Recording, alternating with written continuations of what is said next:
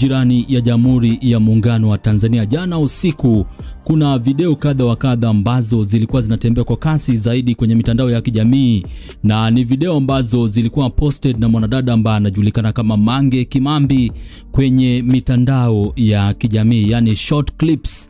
Sasa aliziposti kwenye mitandao ya kijamii ya Instagram na kuongelelea issue ya maandamano ambayo inatarajiwa kufanyika tarehe 29 Oktoba nchi jirani ya Jamhuri ya Muungano wa Tanzania.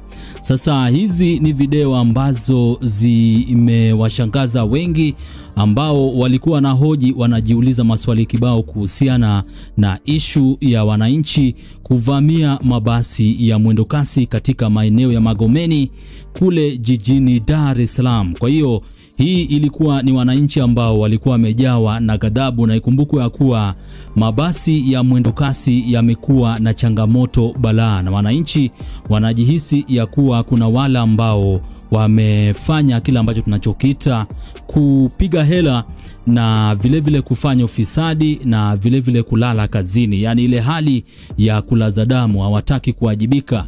Sasa ndio kwa maana wananchi walicharuka na kuamua kupura mawe mabasi ya mwendokasi katika maeneo ya Magomeni jijini Dar es Salaam.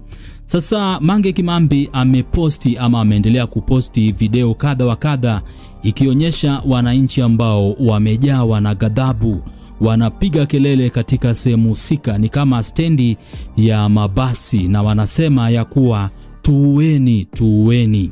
Sasa Mange Kimambi baada ya kuposti video hii akaandika part 3, yani sehemu ya 3, akaandika oh my god, Watanzania amkeni, sikieni wananchi wanaimba tuweni. Hii ni baada ya polisi kuja hapo na kupiga risasi kibao angani wakidhani Watanzania ni wale wa miaka yote kwamba watakimbia. Badala yake wananchi wamedinda, wanasema wauliwe tu. Guys, nalia mimi, nalia siamini.